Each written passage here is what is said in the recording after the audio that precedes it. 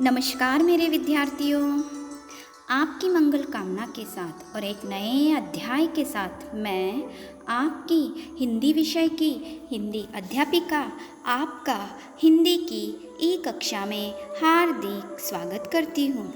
विद्यार्थियों, आज हम कक्षा 7वीं में विषय हिंदी में पाठ्य पुस्तक ज्ञान सागर से एक नया पाठ अध्ययन करने वाले हैं।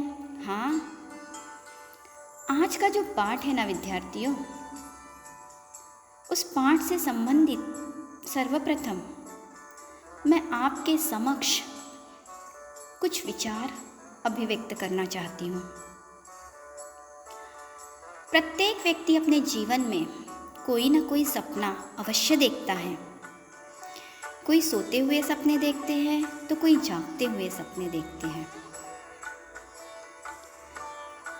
आप भी अपने जीवन में ऐसा ही एक सपना देखते हैं अपने उज्जवल भविष्य के बारे में।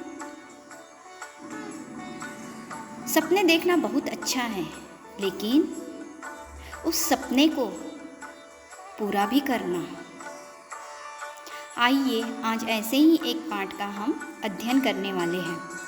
राजू का सपना, भाग प्रथम। ध्यान से आप सुनेंगे। 12 वर्षीय राजू अपने परिवार के साथ कुछ ही दिन पहले दिल्ली शहर के अपने नए मकान में आया था। विद्यार्थियों, पाठ में एक राजू नाम का लड़का है। इस पाठ में राजू के सपने का चित्रण किया गया है कि वह 12 वर्ष का है और कुछ दिन पहले ही वह दिल्ली शहर के अपने नए मकान में आया था। वह पहले एक छोटे से शहर में रहता था। वह शहर जो था, पहले वह राजू दिल्ली से पहले जहाँ रहता था, वह शहर जो था वह पर्वतीय प्रदेश में था, अर्थात चारों ओर पहाड़ियाँ, जंगल, हरियाली थी। वहाँ निर्मल जल की धारा बहती थी।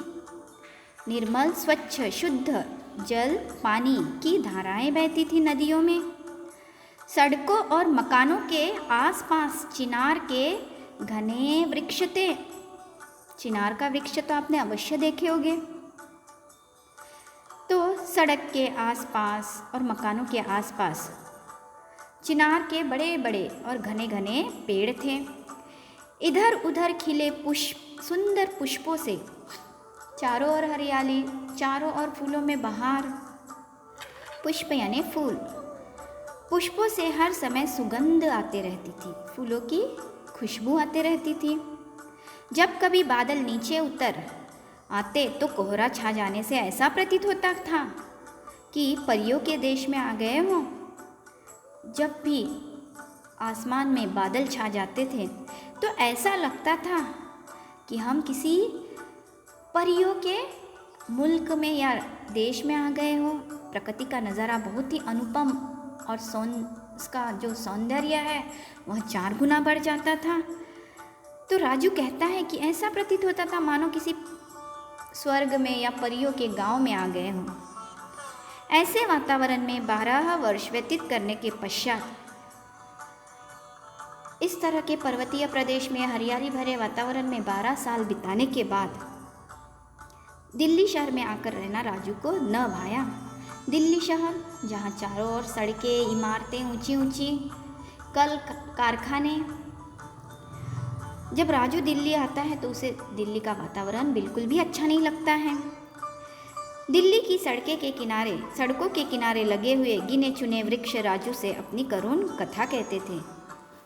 दिल्ली के सड़क के किनारे जो भी गिने चुने पेड़ पौधे लगे थे, उन पेड़ों को जब राजू देखता था तो राजू को ऐसा प्रतीत होता था कि वह अपनी करुण व्यथा, करुण यानी दुख भरी कथा कह रहे हैं। उद्यानों में इधर उधर थोड़ी सी बची हुई घास भी जैसे राजू से दया की याचना करती। बगीचों में इधर उधर जो थोड़ी सी घास लगी है, पेड़ पौधे लगे हैं, वो भी मानो राजू से ऐसे ही प्रार्थना करते हैं कि हमारी रक्षा कीजिए, हमें बचा लीजिए। फूलों की जगह राजू को दिल्ली में कूड़े के ढेर नज़र आते थे। राजू जिस स्थान पर पहले रहता था वहाँ फूलों की खुशबू बहती थी, वातावरण मनमोहित था। लेकिन दिल्ली में हर जगह कूड़ा कचरा बदबू ही नज़र आती थी। इतना सब राजू को सहना पड़ता था। एक स्वच्छंद हरियाली भरे शहर में रहने के बाद जब दिल्ली जैसे शहर में राजू आता है और दिल्ली का हाल देखता है तो यह सब उससे सहन ही करना पड़ता था। परंतु इसके अतिरिक्त उसके पास कोई पर्याय भी न था।